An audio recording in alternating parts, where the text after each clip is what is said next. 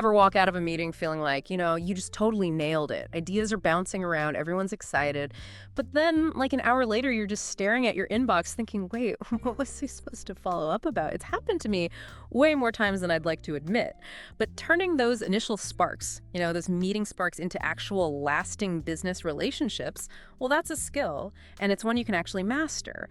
And that's exactly why we're diving into this material today. It's called Pasted Text, Episode 10, Follow-Up Conversation Skills, Building Business Relationships, because it's got some insights, I think, that might just surprise you. Yeah, what I found really interesting about this material was it really emphasizes the why behind taking follow-up action. It's not just, sending a quick thank you email. It's really about how to set the stage for a long-term, mutually beneficial partnership. So it's like playing the long game, not just going for the quick win. Okay, I'm already starting to rethink my whole approach. So let's jump into some of those counterintuitive things that you mentioned. For example, the source material talks about how the timing of your follow-up can actually make or break a deal, especially when you're dealing with different cultures, different industries. Absolutely. There's this great example they give about Alex. He's a startup founder who was, I think, a little too eager to impress some Japanese investors. So he fires off an email just hours after their meeting outlining all his next steps. And, well, let's just say it didn't go over very well. Yeah, I can see how that might come across as a little pushy, especially in a culture that really values, taking time to consider things carefully. Exactly. His competitor, Sarah, on the other hand, she took a totally different approach. She waited a few days, respected their cultural norms, and when she did reach out, her message was, carefully tailored to reflect the specific points they had discussed. So guess who ended up getting that investment? Let me guess, it wasn't Alex. Nope. Not even close. It's really highlights how crucial it is to, understand those cultural nuances and adjust your approach accordingly. I mean, timing is everything. It really is. Yeah. And it's not just about international business either. The source material actually makes a really good point about industry norms too. Like, think about the fast-paced world of, tech startups versus something more traditional like banking. You've got to match your follow-up game to the rhythm of the industry. That makes total sense. So we've got to be mindful of culture, industry, and then, of course, the specific outcome of the meeting itself, right? Like, was it a let's celebrate this win kind of vibe or more of an exploratory let's see where this goes situation? Yeah. Because that totally changes the tone of your follow-up. 100%. And the source material really emphasizes this point about what they call the psychology of first impressions. That initial follow-up, it sets the stage for the entire relationship. It's like, the opening act of a play. It's got to grab their attention, make them want to see more. Ooh, I like that analogy. So no pressure then. Yeah. But really, the key takeaway here is that personalization is absolutely crucial. Whether you're emailing one person or 6, each follow-up should reflect that person's specific, contribution to the conversation. Okay, so we've nailed the timing. We're being culturally sensitive. Now let's talk about the actual content of that follow-up message. How do we reference the meeting in a way that's actually helpful and not just like repetitive or confusing? This is where things get really interesting. The source material talks about this consultant, Maria. She had to follow up with a group of 6 executives after this big strategy session. I mean, talk about a challenge. Oh, yeah. Trying to cater to 6 different personalities and priorities. I bet that got pretty complicated. It's definitely a balancing act, right?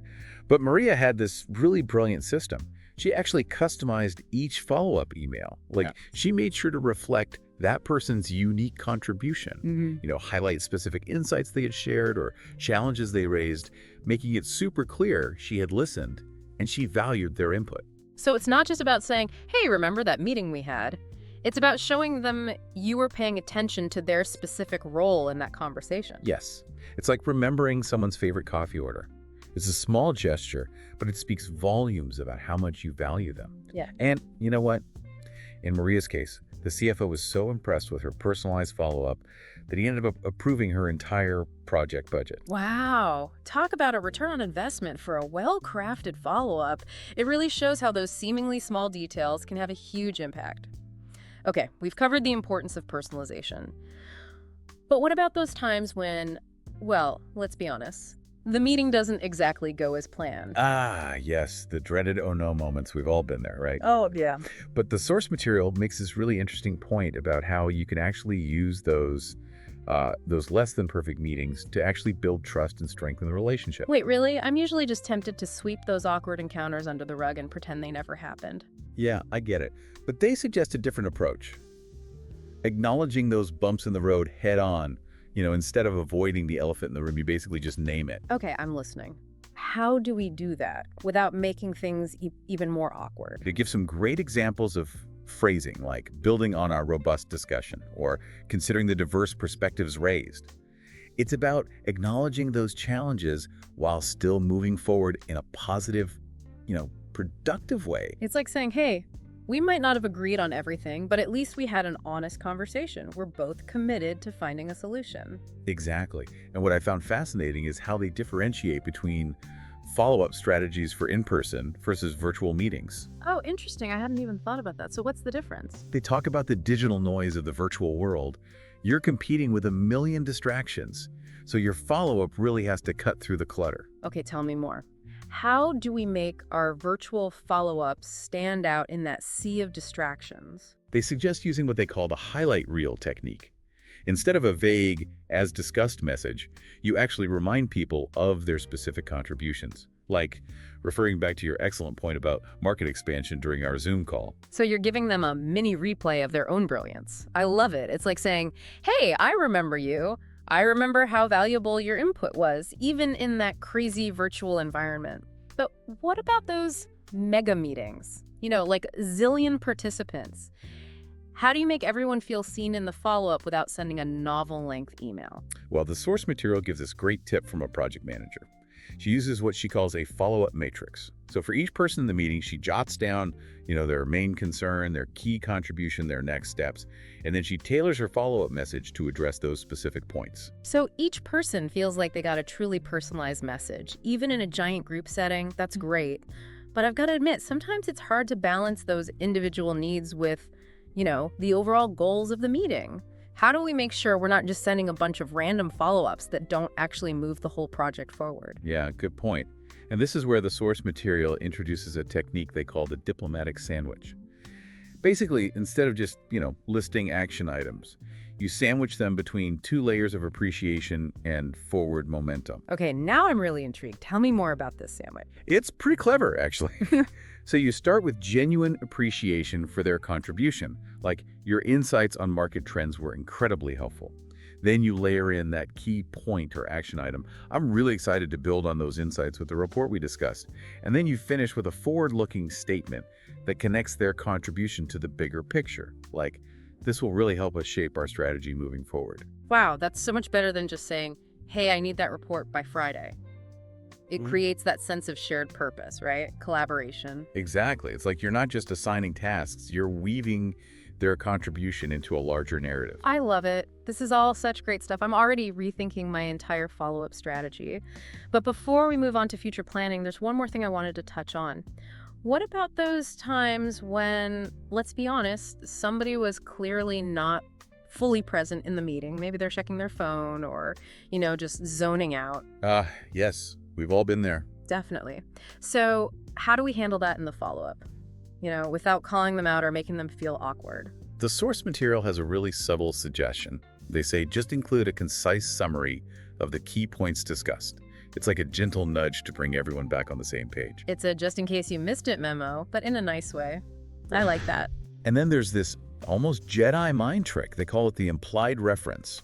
So instead of directly saying, remember that thing we talked about, you use phrasing that subtly brings them back to the context of the meeting. Ooh, sneaky. Give me some examples. So things like, as we align our next steps, or building on the ideas we generated, it subtly reminds them of the discussion without making them feel like they weren't paying attention. Okay, I'm definitely adding that to my repertoire. I'm all about those subtle but effective tactics.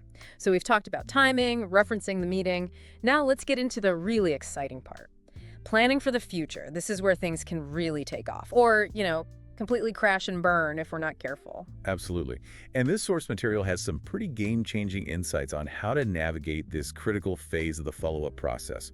And this source material has some pretty game-changing insights on how to navigate this critical phase of the follow-up process. Okay, bring on the game changers. Because honestly, planning for the future, it can be such a tricky dance, especially when you're dealing with like everybody's busy schedules and global time zones. And Well, tell me about it. I once spent an entire week just trying to schedule a follow-up meeting with a client in London. By the time we finally found a time that worked for both of us, all that initial energy from our first conversation had like completely fizzled out. Yeah, the source material actually calls that a momentum killer, which I think is a perfect term for it. It's so easy to let those promising connections slip away just because, the logistics get in the way. But they offer honestly, some brilliant strategies for overcoming those hurdles. Okay, I am desperate for some of that brilliance right now because my calendar is already a chaotic mess and I do not need any more scheduling nightmares. Well, one of the first things they emphasize is the power of what they call the option cascade approach.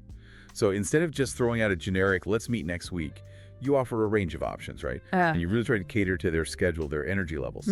So it's like saying, hey, I'm flexible. I want to make this as easy as possible for you. But wouldn't that take like forever to coordinate all those different time zones and preferences? It can definitely be a little more work up front, but the payoff is huge. The source material shares this great story about a Singapore-based executive. She had to schedule meetings with people like all over the world.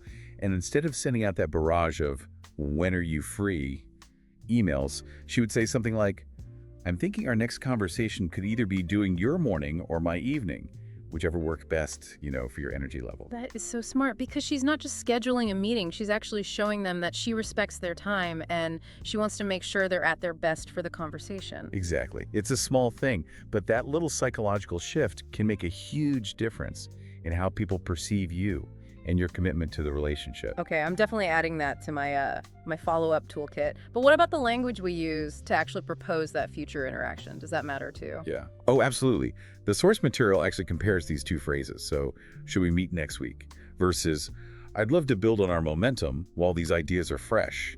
Would Tuesday or Thursday work best for you? Which one do you think feels more compelling?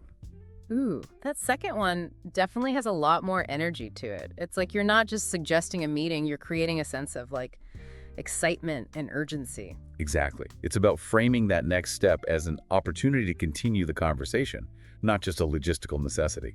Okay, so I'm seeing a pattern here. It's all about the subtle psychology of language and how we can use it to make people feel valued and engaged. You got it. Yeah. And this next technique actually takes that idea to a whole new level. They call it the breadcrumb strategy. And it's especially effective for those really long, sprawling projects that can easily lose momentum over time. Ooh, tell me more about this breadcrumb strategy because I am working on a project right now that feels like it could literally go on forever. And I am already starting to dread those weekly status updates. Ugh. Yeah, those endless email chains can be brutal. But with the breadcrumb strategy, instead of trying to map out everything up front, you create a series of engaging touch points, right? Little things that just keep people invested and excited about the journey. Okay, so it's like leaving a trail of breadcrumbs that lead them toward that, ultimate goal. But how do you make sure those breadcrumbs are actually enticing, not just more busy work? It's all about creating that sense of anticipation and momentum. So for example, instead of just saying, let's meet again in a month, you might say, okay, so after we review that initial analysis next week, we can, dive a little deeper into implementation in March, and then leading up to that big strategy session before Q2. Okay, yeah, I like that because you're building a story arc. Each touch point reveals a new piece of the puzzle. Exactly. And it keeps people engaged because they're not just, sitting around waiting for that one big meeting. They're actively participating in the process. This is brilliant. I'm already feeling more energized about my long-term projects just thinking about it.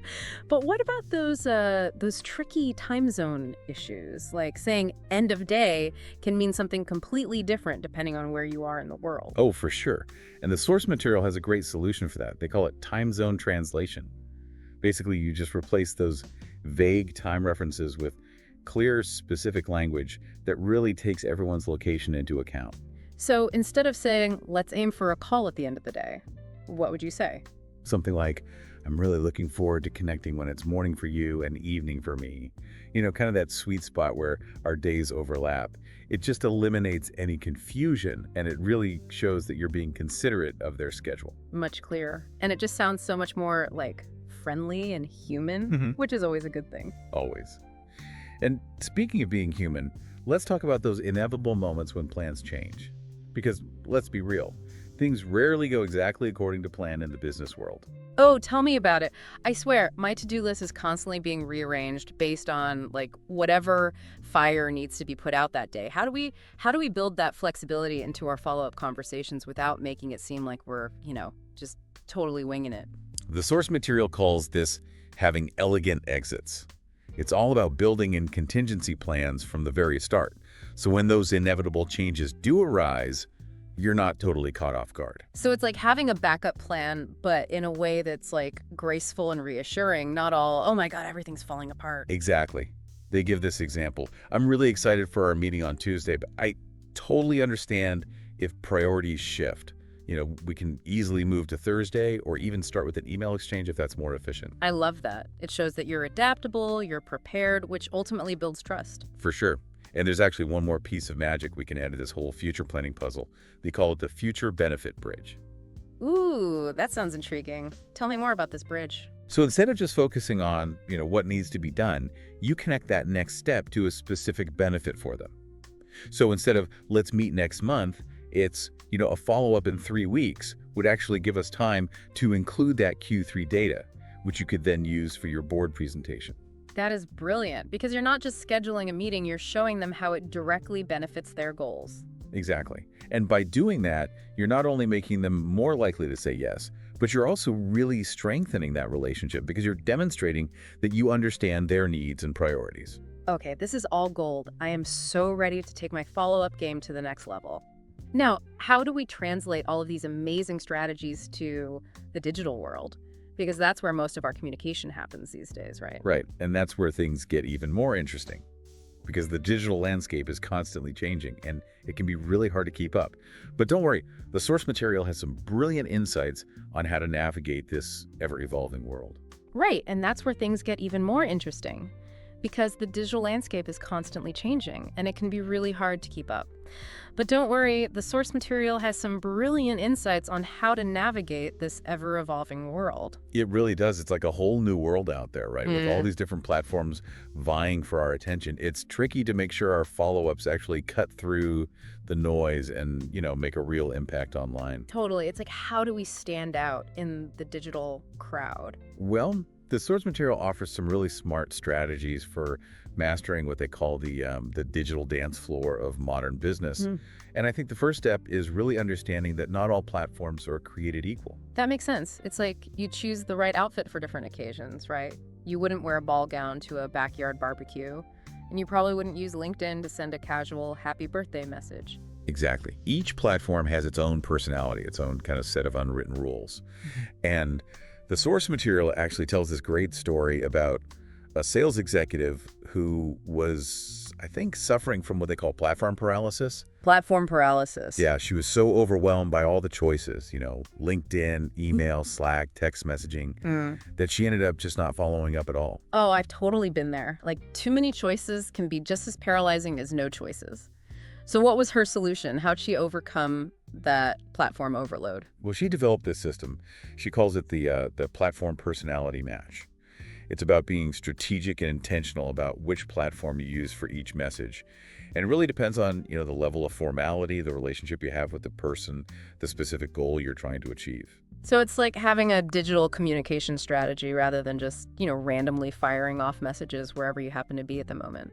Exactly. They even have this digital warmth formula that one CEO uses. For quick updates or like casual check-ins, she might use Slack or a messaging app.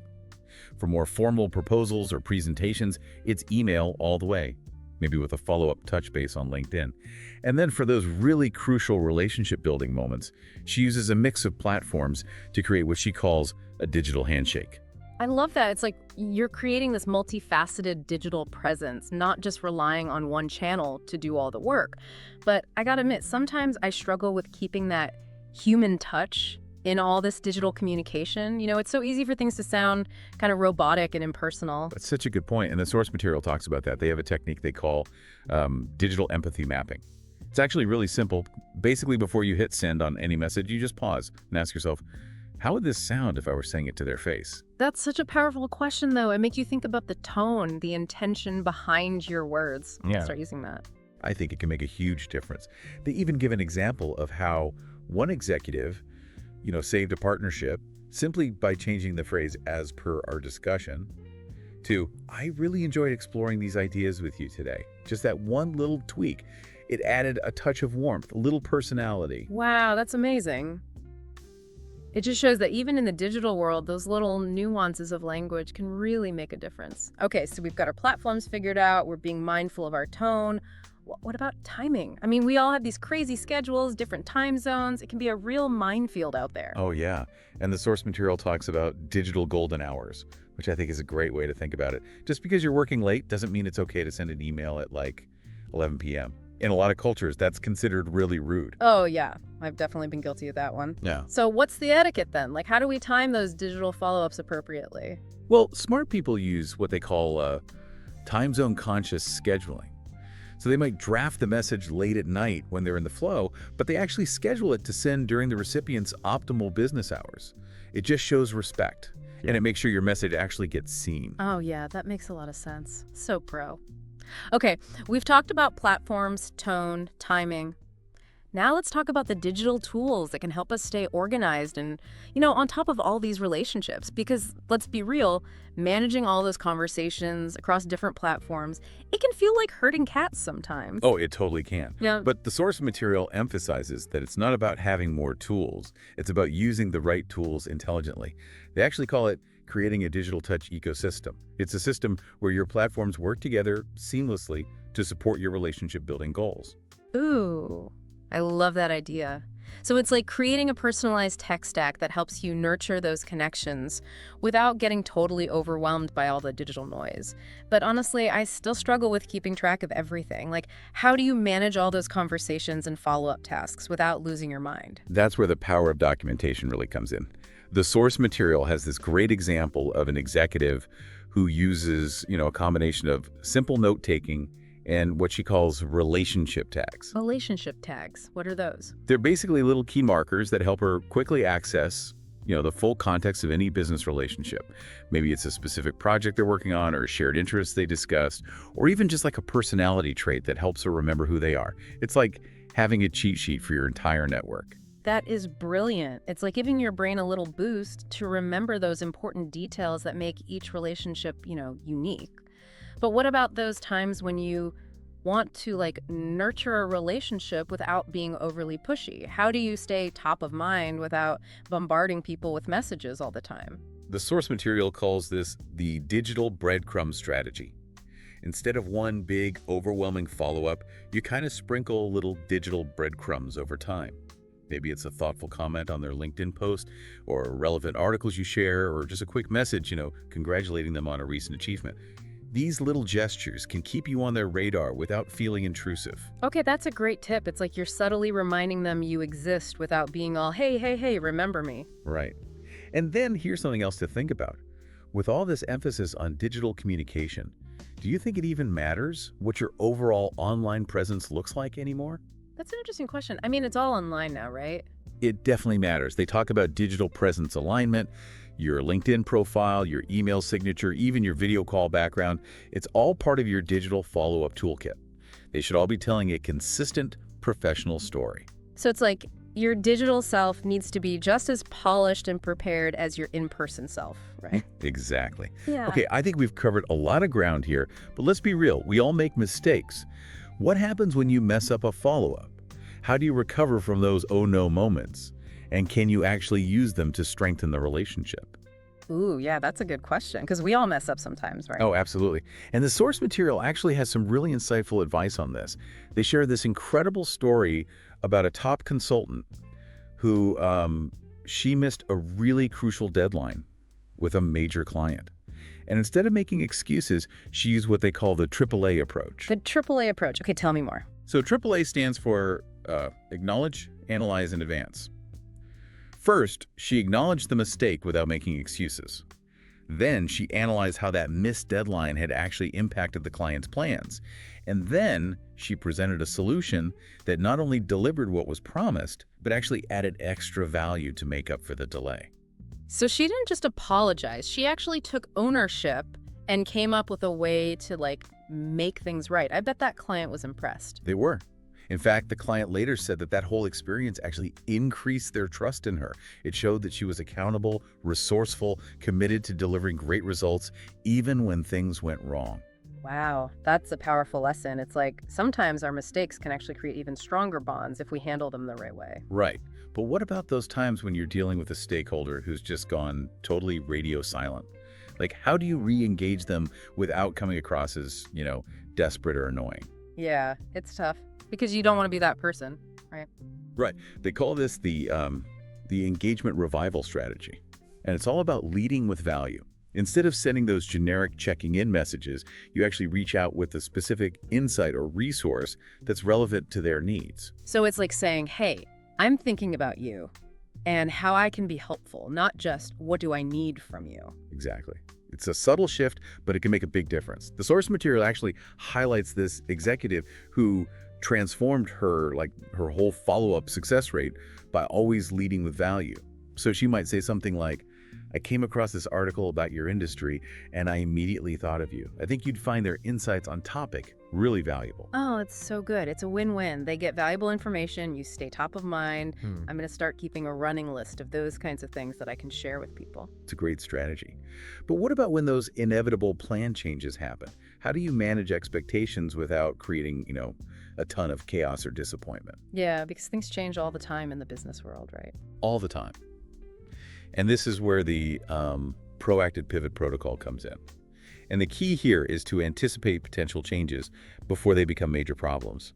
And then you present those alternative solutions that might actually be even better than the original plan. So you're like a master chess player, always thinking several moves ahead. That's a great way to think about it. The source material actually compares it to being a weather forecaster. Yeah. You don't just predict the rain, you also hand them an umbrella and you suggest a great indoor activity. Okay, I love that analogy. So you're not just delivering the bad news, you're offering a solution and an opportunity.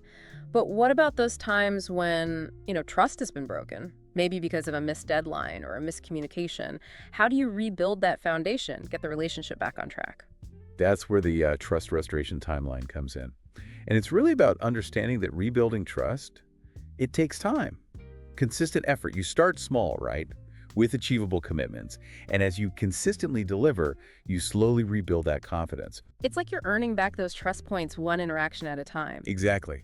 But what happens when the silence has gone on for so long, it feels awkward to even reach out.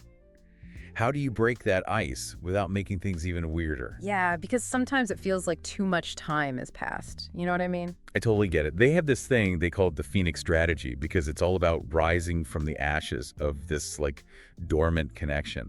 So instead of dwelling on the past silence, you really lead with forward momentum. You focus on how you can add value and rekindle that spark.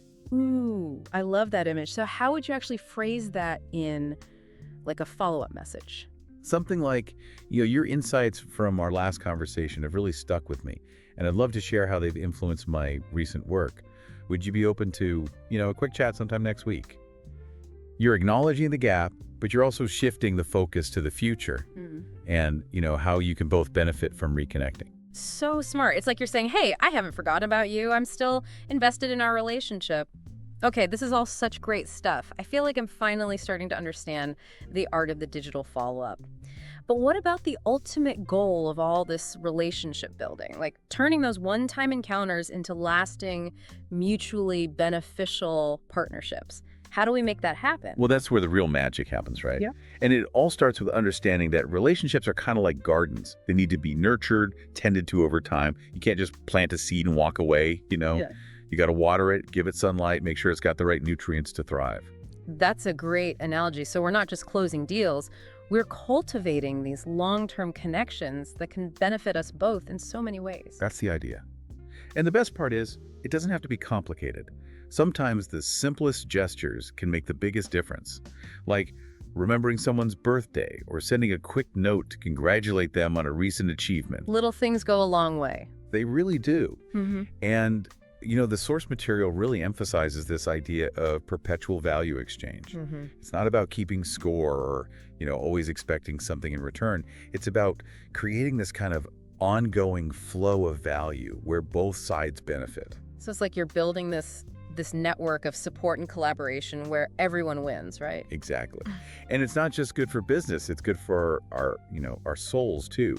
It's about creating genuine connections that make us feel valued and supported. I love that. It's like we're not just building businesses, we're building community. Exactly. And I think that's a beautiful thing. Well, I don't know about you, but I am feeling super inspired to go out there and start putting all this amazing advice into practice. Thank you so much for sharing your insights. It was my pleasure.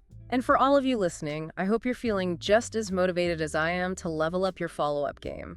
Remember, every interaction is an opportunity to build a lasting connection. So go out there and make those relationships bloom.